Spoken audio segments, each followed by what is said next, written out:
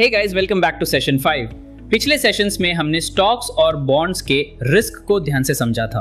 अब रिस्क समझने के बाद अगला स्टेप क्या है? किसी भी एसेट की सही वर्थ निकालना। आज हम बात करेंगे वैल्यूएशन और प्राइसिंग की।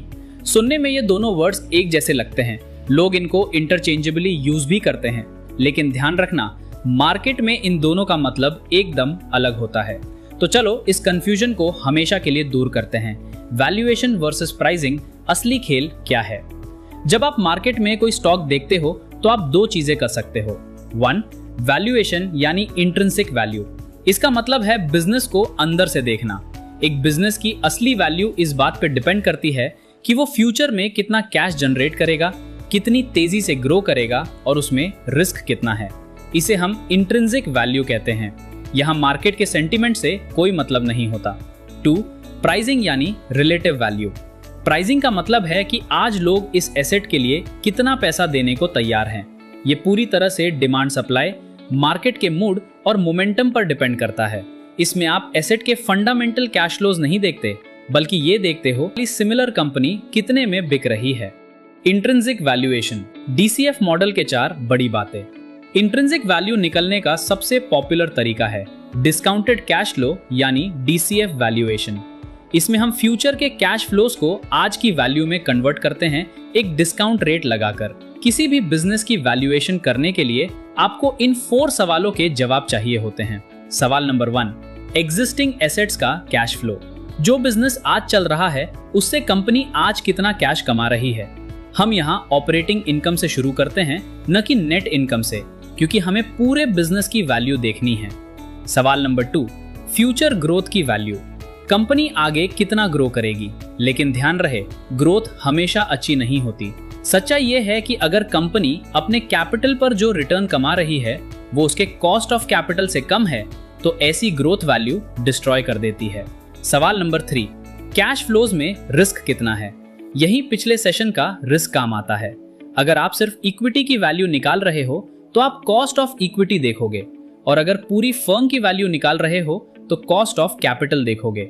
सवाल नंबर 4, कंपनी मैच्योर कब होगी। कोई भी कंपनी जिंदगी भर इकोनॉमी से ज्यादा तेजी से ग्रो नहीं कर सकती, इसलिए हमें अज्यूम करना पड़ता है कि 10 to 15 इयर्स बाद कंपनी मैच्योर हो जाएगी। इस पॉइंट पर हम उसकी एक फाइनल वैल्यू निकलते हैं जिसे टर्मिनल वैल्यू कहते हैं।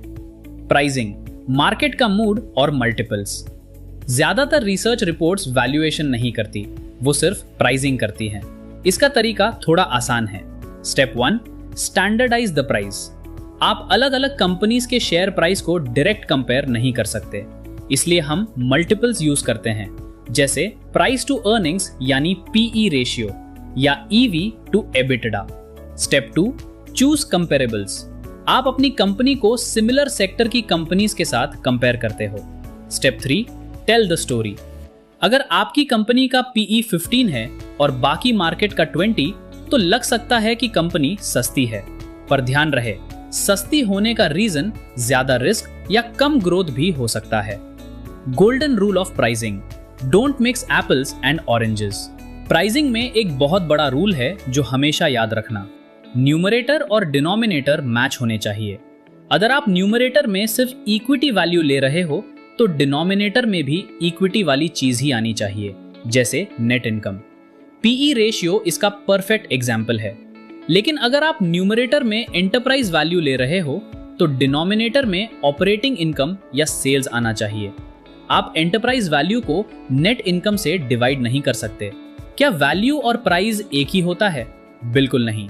एग्जाम्पल के लिए 2013 में जब ट्विटर का IPO आया था तो प्रोफेसर दामोदरन के वैल्यूएशन के हिसाब से उसकी वैल्यू $18 प्रति शेयर आई थी।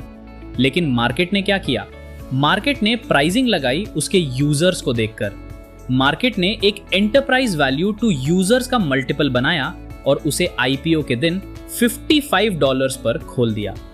इसका मतलब ये नहीं कि वैल्यूएशन गलत थी, इसका मतलब बस ये है कि मार्केट डिमांड और मूड पर चलता है। तो आखिरी बात ये है, वैल्यूएशन का मतलब है कंपनी के कोर बिजनेस को चेक करना, और प्राइसिंग का मतलब है मार्केट का मूड चेक करना। एक अच्छा इन्वेस्टर इन दोनों के बीच का फर्क समझता है। आगे के सेशंस में हम इन कॉन्सेप्ट्स को एक्चुअल इन्वेस्टिंग स्ट्रैटेजीज में फिट करेंगे। अगर ये कॉन्सेप्ट क्लियर हुआ हो तो वीडियो को लाइक करो, कमेंट्स में अपने डाउट्स पूछो और नेक्स्ट सेशंस के लिए सब्सक्राइब जरूर कर लेना।